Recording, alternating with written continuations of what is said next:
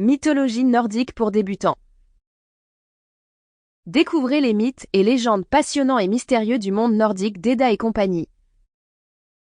De Victor Culas, lu par Emma Lefebvre. Ce qui vous attend dans ce livre. Presque tout le monde connaît aujourd'hui des noms comme Thor et Loki dans les films, les bandes dessinées et d'autres coins du monde des médias, mais d'où viennent-ils ? C'est précisément ce dont il est question dans ce livre.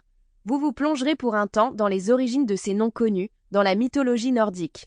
Non seulement vous pourrez vous faire une idée des sources scientifiques et, le cas échéant, faire des recherches plus approfondies que celles qui sont présentées ici, mais vous vous promènerez également, pendant un court laps de temps, dans le monde mythologique créé avant l'ère chrétienne.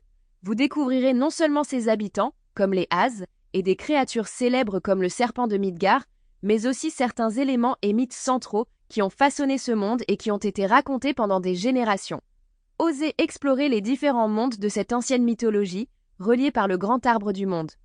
Vous y découvrirez l'histoire de la création telle qu'elle était racontée à l'époque, et la fin tragique du Ragnarök, qui devait également marquer un nouveau départ. Jetez un coup d'œil aux anciens mythes héroïques qui nous sont parvenus de cette époque, et apprenez en plus sur les grandes actions que l'on racontait pour se divertir. La mythologie nordique est peut-être ancienne et vaste, mais disparaître dans les mystères de ce monde pendant un certain temps, tout en élargissant vos horizons, est beaucoup plus facile grâce à ce livre. Et nous espérons qu'il vous donnera bientôt envie de passer encore plus de temps dans ce monde fabuleux, après le bref aperçu qu'il vous offre.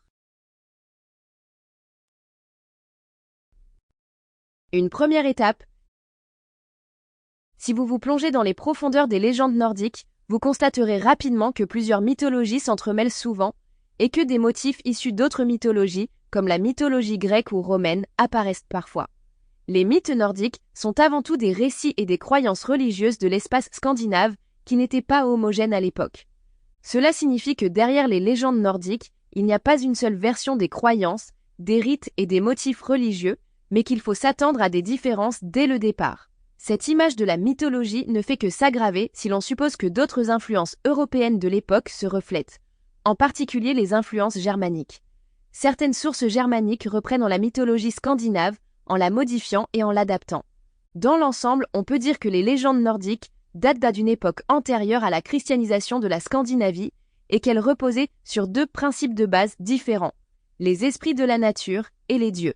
Alors que les dieux se montraient sous forme humaine, les esprits de la nature apparaissaient probablement souvent sous forme animale et étaient donc souvent associés à un endroit précis de la nature.